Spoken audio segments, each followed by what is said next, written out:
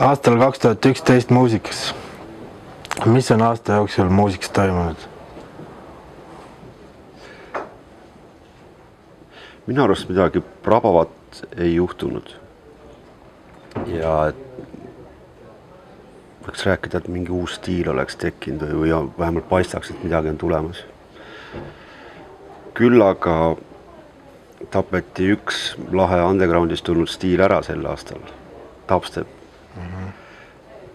Üleüldse see dubstep saavutas oma populaarsuse ka nagu sellises tempos, mida mina varem ei mäleta, mis undergroundist nagu mainstream, totaalsesse mainstreami jõuab, et tavaliselt läheb ikka pikemalt aega, et see dubstep tegi oma tähelepanu eriti ruttu ja nüüd siis aasta lõpus new metal mehed ansamblis Korn ütlesid, et nemad olid dubstep juba enne dubstep ja see tõesti kõlab nagu kirjutis sellelt tauaplaadilt, kuhu dubstep maetud on.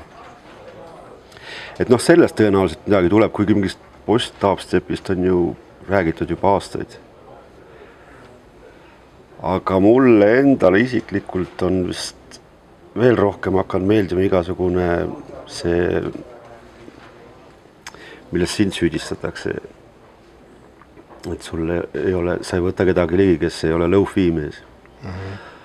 Et mul on endal, näiteks tantsumuusika puhul on kohe ikka tõeline allergia nende väga perfektselt tehtud asjade vastu.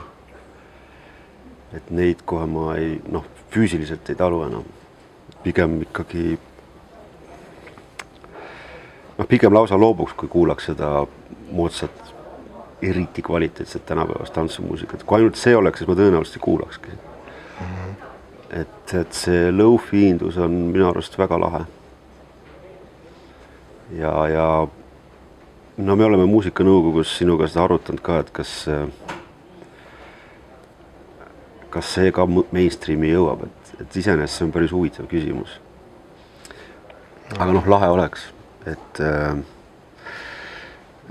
nendest uhketest plasmatelekatest, mis inimestel kodus on, tuleb mingisugune sahin, millest midagi aru ei saa. Kulutatakse tohutult raha selleks, et teha midagi ebakvaliteetset, et see on nagu iseenesest päris lahe. See näitab, et me oleme jällegi kusagile lõppu jõudnud. Aga ma käisin esimest korda seal Barcelonas ju, Primaveral, et seal sai sellise heade kontserdit üle doosi lausa. Ja ma mäletan, et ma mõtlesin seal kogu aeg, et ma ei ole eriline kontserti inimene. Sa pead seisma, jõllitama mingit, see on nii intensiivne tegevus. Kui mul oleks valida, kas ma käin nagu lihtsalt suhtlemas inimestega kusagil, kui ma käin kontserdil, siis mul see kontserdi osa ikka oleks päris väike. Minu arust kõige ägedam plaat üldse on selle Caretakeri Bliss album. Selline kummituslik, täiesti sind halvav, totaalselt naha alla pugev, hüpnootiline muusika.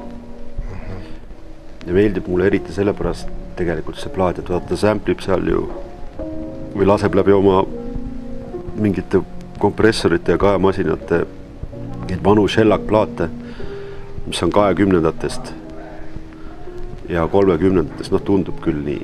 Ja ma mäletan, mul lapsepõlves oligi, meil oli plaadiriiulis väikse poisina, mis mul just kõige rohkem meeldisidki, need 20-ndate ja 30-ndate kaks Nõukogude Liidus ilmunud kogumiku meloodiaplaati, just eriti palju rohkem jõudnud.